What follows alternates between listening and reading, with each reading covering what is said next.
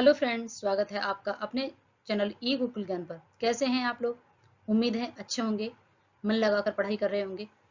हिंदी साहित्य के सीरीज में आज हम पहुंच गए हैं पार्ट 37 पर। प्रगतिवादी साहित्य से लेकर आज तक का जो इतिहास है वहां तक हमने इसमें कवर किया है। इसमें लगभग 50 क्वेश्चंस को हमने लिया है आज की सीरीज में, जो बहुत ही महत्वपूर्ण है। इससे पहले हमने प्रगतिवादी साहित्य में भी 5 पार्ट कवर कर लिए हैं। भारतेंद्र युग, द्विवेदी युग, छायावादी युग कंप्लीट कर लिया है। साथ ही साथ आदिकाल, भक्तिकाल, रीतिकाल भी हमने कंप्लीट कर लिया। अगर आपने नहीं देखे हैं तो प्लेलिस्ट में जाकर आप उन वीडियोज को भी देख सकते हैं और अपनी जो सीरीज है उसको एक सीक्वेंस में ला सकते हो, तारतम्यता बना सकते हो। तो बढ़ते हैं अपने क्वेश्चंस की तरफ। पहला क्वेश्चन है हमारा, जिंदगी और जोंक। ये जो रचना है वो आपको बतानी है किसकी है। अमरकांत, जैनेन्द्र या विष्णु प्रभाकर। आगे आपको बताना है कि ये रचना जो है किसकी है। ये जो रचना है किसकी? जिंदगी और जोंक।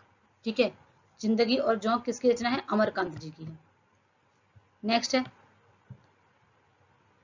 गुलरा के बाबा। आपको बताना है गुलरा के बाबा जो रचना है वो किसकी है। ये रचना है आपके मार्कंडे जी की। अब अभी हमने देखा, जो पिछले सीरीज में देखा था, उपन्यास को लिया था, कहानियों को लिया था। ठीक है, अब इसमें और भी कुछ कहानियों को मैंने लिया है, जो इंपॉर्टेंट कहानियां हैं, जो आपके किसी न किसी एग्जाम में आई हुई हैं और आपको परीक्षा में बहुत ही महत्वपूर्ण आपके लिए साबित होंगी, आपको एक कदम आगे लेकर जाएंगी। इसमें अगर आप देखेंगे, ये जो कहानियां हैं किसी न किसी पेपर में आपको मिली जाएंगी। इतनी इंपॉर्टेंट कहानियां, इसलिए इन कहानियों को आपको रटना है, याद करना है। यहाँ पर कहानी बताएं, तीसरी कसम किसकी है? कृष्णा सोबती, रेणु अज्ञे या उषा प्रेमदा। तीसरी कहानी किसकी है? तीसरी कसम। ठीक है, तीसरी कसम जो है वो किसकी कहानी है आपको बताना है। तो ये है फणीश्वर नाथ रेणु जी। ठीक है, नेक्स्ट है एक और जिंदगी। एक और जिंदगी आपको बतानी है कि किसकी रचना है, किसकी कहानी है एक और जिंदगी। ये है आपके भीष्म साहनी जी की। बहुत सारी वीडियो में ट्रिक के क्वेश्चन याद किए हैं, लेकिन जरूरी नहीं है कि हर एक क्वेश्चन का ट्रिक बनाया जा सके, और पॉसिबल भी नहीं है, क्योंकि बहुत सारे ट्रिक के साथ भी हम करते हैं तो भी हमारी रचनाएं को एकदम से कह सकते हैं कि ना पूरा हौच पौच हो जाता है। इसलिए ना जिसका पॉसिबल है उसी की ट्रिक याद करेंगे, बाकी हम ऐसे नॉर्मली कोशिश करेंगे याद हो जाए, हमें बार बार अभ्यास करेंगे और डेफिनेटली हम वो याद हो जाएंगी। नेक्स्ट है बदबू। ठीक है, बदबू आपको बताना है ये जो है कहानी किसकी है। ये है शेखर जोशी की। ठीक है, नेक्स्ट है उत्तमी की माँ। उत्तमी कह रही कि मेरी माँ तो कौन है? भगवती जी है। ठीक है, भगवती जी, भगवती चढ़ वर्मा। ठीक है, तो उत्तमी की माँ कौन है? भगवती जी। परमात्मा का कुत्ता। ठीक है, नेक्स्ट है परमात्मा का कुत्ता। ये बहुत ही इंपॉर्टेंट कहानी है और कई बार इसे पूछा गया, डीएसएसबी में भी आ चुकी है कहानी। ठीक है, तो आपको बताया परमात्मा का कुत्ता किसका? मोहन राकेश। नेक्स्ट है लाल पान की बेगम। लाल पान की बेगम आपको बताना है ये जो है कहानी किसकी है। फणीश्वर नाथ। देखो पान, ठीक है, कोई लाल पान खा रहा है बेगम। ठीक है, फणीश्वर नाथ रेणु, फणीश्वर। ठीक है, इनका अगर हम फणीश्वर नाथ रेणु जी को लेंगे तो फणीश्वर में फन निकाल लो, पान खाने में क्या होता है? फन आ रहा है। ठीक है, नेक्स्ट है राजा निर्वंशिया। राजा निर्वंशिया किसकी है आपको बताना है। ठीक है, कमलेश्वर हरिशंकर परसाई, मोहन राकेश या फिर सुमित्रानंद पंत जी। आपको बताना तो ये किसकी है? कमलेश्वर जी की है, राजा निर्वंशिया। नेक्स्ट है भोलाराम का जीव। भोलाराम का जीव कहानी किसकी है? हरिशंकर परसाई। भोला, शंकर जी को क्या बोलते हैं? भोला। और यहाँ पर भी भोला दिख रहा है, यहाँ पर शंकर। ठीक है, तो ये भोलाराम, ठीक है, हरिशंकर परसाई जी की। नेक्स्ट है गदल। गदल कहानी किसकी है आपको बताना है। रांगे राघव, अश्क, रेणु जी, यशपाल। आपको बताना है कि गदल कहानी किसकी है? रांगे राघव जी की। नेक्स्ट है अपना अपना भाग्य। अपना अपना भाग्य आपको बताना है, ये है जैनेन्द्र जी की कहानी। आप भी अपनी कॉपी में लिखते जाइए कि क्वेश्चन नंबर इतने पे ये आंसर होगा, और फिर टोटल करिए लास्ट में कि आपके कितने मार्क्स आ रहे, जिससे आपको पता चल सके कि आपको तैयारी कितनी और करनी है अभी। सालवती आपको बताना है, सालवती जो कहानी है वो किसकी है? सालवती जयशंकर प्रसाद की है। ठीक है, नेक्स्ट है पराया सुख। पराया सुख आपको बताना है, पराये इंसान, जैसे कोई भी आपको ना कि दूसरा इंसान मेरा काम कर दे, कभी सुख नहीं सकता। पराधीन सपने सुख नाही। ठीक है, पराधीन सपने सुख नाही। पराया इंसान से काम करा के हम सुख नहीं, हमें खुद ही मेहनत करनी पड़ेगी, तभी हमें जीवन में सुख मिल सकता है। तो ये बात यस। ठीक है, आप बोले यस। ठीक है, दूसरों पर काम करा के हम खुश नहीं, हमें जब तक खुद नहीं करेंगे तब तक हमें खुशी नहीं मिल सकती। नेक्स्ट है परिंदे। परिंदे आपको बताना है, तो परिंदे जो है वो किसकी है? परिंदे बहुत ही निर्मल होते हैं। ठीक है, वो किस तरीके से देखना, परिंदे पक्षी को बोलते हैं, तो परिंदे निर्मल है। ठीक है, इस तरीके से। नेक्स्ट है एक दुनिया समांतर। एक दुनिया समांतर आपको बताना है कि ये जो कहानी है किसकी है। ये है राजेंद्र यादव जी की। जानवर और जानवर, जानवर और जानवर, ये है मोहन राकेश जी की, ठीक है। जानवर और जानवर, जानवर हम किसी को भी चार पैर बोल सकते हैं, जैसे गाय भैंस घोड़ा कोई भी, सब जानवर है। तो मोहन यानी कि भगवान कृष्ण जो मथुरा वृंदावन में बहुत सारी गायें थी उनके पास, जानवर ही जानवर थी, बहुत सारी गायें थी, ठीक है। डिप्टी कलेक्टर, डिप्टी कलेक्टर ही आपको बताना है, ये जो है अमरकांत भाई डिप्टी कलेक्टर ही, ठीक है। अगर कोई इंसान डिप्टी कलेक्टर बन जाता है तो वो कहते हैं ना, वो देखो उसका नाम अमर हो जाता है, तो ऐसे कुछ थोड़ा सा ट्रिक बना लीजिए कि डिप्टी कलेक्टर बन गया वो, ठीक है, अमरकांत। निठल्ले की डायरी, कोई निठल्ला व्यक्ति है अपनी डायरी लिखा, ठीक है, हरिशंकर परसाई। नेक्स्ट है हमारा, ये व्यंग है इसलिए इस तरीके से लिखा गया, निठल्ले की डायरी व्यंग है। कर्मनाश की हार, कर्म से हमारा नाश हो सकता है, विनाश हो सकता है, अच्छे कर्म करेंगे तो सफलता मिलती है, हमारी प्रसन्नता होती है, सब जगह हमारी प्रशंसा होती है, और अगर हम अच्छे कर्म नहीं करते हैं तो हमें हार भी मिल सकती है और हमारा नाश भी हो सकता है, इसलिए हमें अपने विशेष ध्यान देना है अपने कर्मों पर, ठीक है। तो कर्मनाश की हार आपको बताना है, ये जो कहानी है वो किसकी है, शिव प्रसाद जी की, ठीक है। इसलिए शिव जी का ध्यान करो, अच्छे कर्म करो, पढ़ाई करो और सफलता हासिल करो। नेक्स्ट है चांद और टूटे हुए लोग, चांद और टूटे हुए लोग, ये किसकी है, धर्मवीर भारती जी की। नेक्स्ट है जिंदगी और गुलाब के फूल, जिंदगी और गुलाब के फूल, भाई जिंदगी में तो गुलाब के फूल किसको चढ़ाऊंगी, कृष्णा जी को चढ़ाऊंगी, ठीक है। फूल गुलाब के फूलों की माला बनाकर किसको चढ़ाऊंगी, कृष्णा, तो कृष्णा सोबती, जिंदगी और गुलाब के फूल कृष्णा सोबती। नई कहानी आंदोलन लगभग किस वर्ष आरंभ हुई थी, लगभग, ठीक है, ये आपके 1956। नेक्स्ट है निम्न में से कौन नई कहानियों के संपादक थे, ठीक है, मोहन राकेश, कमलेश्वर, भैरव प्रसाद या फिर रेणु जी, आपको बताना है कि निम्न में से कौन, तो ये हैं आपके भैरव प्रसाद गुप्त। नई कहानी की शुरुआत किस कहानी से मानी जाती है, तो ये मानी जाती है परिंदे कहानी से। नेक्स्ट है नई कहानी संदर्भ और प्रकृति किसकी कृति है, नई कहानी संदर्भ और प्रकृति किसकी कहानी है, ये है आपके देवी शंकर अवस्थी जी की। पिता, कहानी के लेखक कौन है, बहुत ही आसानी से एक ही बार में याद हो जाएगा, पिता हमें ज्ञान देते हैं, क्या देते हैं, पिता ज्ञान देते हैं, तो ज्ञान रंजन की कहानी है पिता। रंजन मान लो किसी का नाम है, रंजन को पिता क्या देते हैं, ज्ञान देते हैं, ठीक है। रंजन कह रहा है कि मेरे पिता मुझे क्या देते हैं, ज्ञान देते हैं। मलबे का मालिक, ये दुनिया में जितना भी है सब, ये सब क्या है, मलबा है, कचरा है, सब कोई भी शाश्वत नहीं है, ठीक है।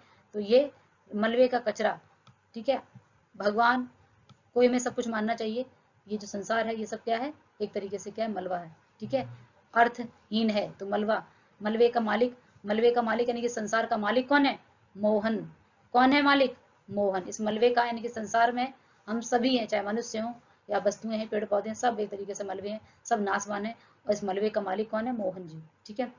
गुलको बन्नी किसकी कहानी है, गुलको बन्नी आपको बतानी है किसकी कहानी है, धर्मवीर भारती जी की। नेक्स्ट है छोटे छोटे ताजमहल, छोटे छोटे ताजमहल, एक ताजमहल हमारे आगरा में है, ठीक है, जो 7 अजूबों में है, लेकिन छोटे छोटे ताजमहल राजेंद्र यादव जी ने बनवाए अपने घर में, ठीक है। नेक्स्ट है प्रतिशोध कहानी किसकी है, प्रतिशोध जो है कहानी आपको बतानी है किसकी है, ये कहानी है आपके दूधनाथ जी की, ठीक है। नेक्स्ट है सुलह कहानी के लेखक कौन है, सुलह कहानी के कौन लेखक हैं, तो अब्दुल बिस्मिल्लाह। नेक्स्ट है फैंस के इधर उधर, अब बहुत आसानी से याद कर लेंगे फैंस, भाई आपने देखा होगा कि लोग किसके फैंस होते हैं, जिनके पास बहुत सारा ज्ञान होता है, उनके बहुत आसपास बहुत सारे फैंस होते हैं, उनके बहुत सारे लोग इकट्ठा हो जाते हैं क्योंकि उनके पास बहुत सारा ज्ञान है, वो हमेशा ज्ञान की बातें करते हैं। तो फैंस के इधर उधर ज्ञान रंजन, क्यों उनके आसपास बहुत सारे फैंस हैं, क्योंकि उनके पास क्या है, ज्ञान है। और पिता कहानी भी किसकी है, ज्ञान रंजन की है। पेपर वेट, इंग्लिश में अगर देखेंगे पेपर वेट, पेपर में वेट कितना है, कुछ भी नहीं होता, बहुत हल्का होता है ना, इसलिए वो क्या होता है, गिर जाता है। पेपर में वेट नहीं है, इसलिए वो अगर आप उसे ऐसे रखेंगे तो वो सीधा नहीं हो पाएगा, पेपर क्या हो जाएगा, गिरराज, गिर जाएगा। पेपर में वेट नहीं है इसलिए वो क्या हो जाएगा, गिरराज, गिरराज किशोर। अंधेरे के सिलसिले किसकी कहानियों का संग्रह, अंधेरे के सिलसिले किसकी कहानियों का संग्रह, भाई अंधेरे हैं हमारे जीवन में, ये सिलसिले चले आ रहे हैं, एक बार असफलता में लगी, 2 बार अंधेरे के सिलसिले चल रहे हैं, तो हमें क्या करना होगा, ज्ञान अर्जित करना होगा, तभी हम प्रकाश की तरफ जा सकते हैं। अंधेरे को हम ज्ञान के प्रकाश से खत्म कर सकते हैं, अंधेरे को हम ज्ञान के प्रकाश से खत्म कर सकते हैं। 3 गुनाहों की तस्वीर कहानी संग्रह किसकी है, 3 गुनाहों की तस्वीर आपको बताना है कि जो कहानी है किसकी, मन्नू भंडारी जी की। नेक्स्ट है आलोचक और उनकी कृतियां बताना है, ठीक है। हिंदी साहित्य 20वीं शताब्दी, हिंदी साहित्य 20वीं शताब्दी, अभी वर्तमान युग में, ठीक है, हिंदी साहित्य में अगर आप देखें, ठीक है, तो ऐसे आप याद रखना कि 20वीं शताब्दी में कौन है, नंदुलारे वाजपेयी जी। नेक्स्ट है बिहारी सतसई की भूमिका, बिहारी सतसई की भूमिका कौन है आलोचक, पदम सिंह शर्मा जी, ठीक है। नेक्स्ट है नया साहित्य नए प्रश्न, नया साहित्य नए प्रश्न, नंदुलारे वाजपेयी जी, नंद के दुलारे कान्हा जी, तो कान्हा जी हमेशा नया साहित्य लिखते हैं, नए प्रश्न जिस युग में आते हैं, कभी विष्णु का अवतार, कभी राम का अवतार, तो कभी कृष्ण का अवतार, है ना, जिस युग में आते हैं तो नया साहित्य रचते हैं और हर बार नए प्रश्न होते हैं। नंद के दुलारे कौन, कृष्णा जी, ठीक है। संस्कृत के 4 अध्यायों को हमें दिन में पढ़ना पड़ेगा, ठीक है, संस्कृत के 4 अध्याय हमारे पास, तुम्हें दिन में पढ़ना पड़ेगा। दिनकर जी, पूर्वोदय, पूर्वोदय जैनेन्द्र की कहानी है, आलोचना, ठीक है। भारतेंदु युग और हिंदी भाषा की विकास परंपरा, भारतेंदु युग और हिंदी भाषा की विकास परंपरा, यह है आपके रामविलास शर्मा जी की। रस मीमांसा आपको बताना है कि रस मीमांसा जो है वो किसकी है, ये है आपके दिनकर जी की। नेक्स्ट है रस सिद्धांत, एक जैसी है, कंफ्यूजिंग है, थोड़ा बहुत ध्यान रखना, रस मीमांसा ये रस सिद्धांत है, तो रस सिद्धांत आपको बताना है, रस सिद्धांत किसका है, रामविलास शर्मा जी का। नेक्स्ट है शुद्ध कविता की खोज, शुद्ध कविता की खोज जो है आचार्य शुक्ल जी की है। नेक्स्ट दूसरी परंपरा की खोज, दूसरी परंपरा, भाई अगर आपको दूसरी परंपरा चलानी है तो अपना नाम बदलना पड़ेगा आपको, ठीक है, नाम बरसी, आपको उसी नाम से दूसरी परंपरा नहीं चला सकते, आपने एक बार कुछ परंपरा चल रही थी उसने आपको चेंज किया तो आपका नाम बदल जाएगा, नाम आपको नाम चेंज करना पड़ेगा। दूसरी परंपरा की खोज नाम बरसी। आत्मने पद, आत्मने पद आपको बताना है ये किसकी है, आत्मने पद, भाई आत्मज्ञान करना है, ठीक है, अज्ञेय, अज्ञेय जी, ठीक है। समय और हम, समय और हम, अभी केवल हमें अपना समय बिताना है पढ़ाई में, समय और हम रहेंगे बस, तीसरा कोई और नहीं, इस समय के साथ केवल हम रहेंगे और क्या करेंगे, पढ़ाई करेंगे बस, समय और हम, तो ये किसका हो जाएगा आपको बताना है, ठीक है, तो ये जैनेन्द्र जी का है। नेक्स्ट है हिंदी काव्य शास्त्र का इतिहास, हिंदी काव्य शास्त्र का इतिहास, भागीरथी मिश्र। छायावाद का पतन, छायावाद का पतन किस क्यों हो गया, देवराज, ठीक है, देवराज इंद्र, छायावाद का पतन। लोक दृष्टि और साहित्य, लोक दृष्टि और साहित्य आपको बताना है कि ये जो है किसके हैं आलोचना, चंद्रवली पांडे, चंद्रवली पांडे। कविता के नए प्रतिमान, ठीक है, नए प्रतिमान अलग है, ठीक है, कविता के नए प्रतिमान अलग है, दोनों ही अलग अलग हैं, तो नई जो है कविता, कविता के नए प्रतिमान और नए प्रतिमान की कविता, ठीक, अलग अलग इस तरीके से दिए गए। तो कविता के नए प्रतिमान आपको बताना है ये किसका है, कविता के नए प्रतिमान नामवर सिंह। नई कविता के प्रतिमान, ठीक है, नई कविता के प्रतिमान, अभी 2 तरीके से पढ़ा, एक पढ़ा है नई कविता के प्रतिमान, कविता के नए प्रतिमान, ठीक है, दोनों ही थोड़ा सा अंतर है, बहुत ध्यान से पढ़ेंगे। पहला जो नहीं कविता के नए प्रतिमान, अब नई कविता के प्रतिमान, दोनों अलग हैं, एकदम एक जैसे शब्द हैं, तुम्हें कंफ्यूजन ना हो। ये लक्ष्मी, देखो नई कविता लक्ष्मी जी के लिए, ठीक है, और कविता के नए प्रतिमान, ठीक है, नामवर सिंह, कविता के नए प्रतिमान नामवर सिंह और नई कविता लक्ष्मी जी, ठीक है।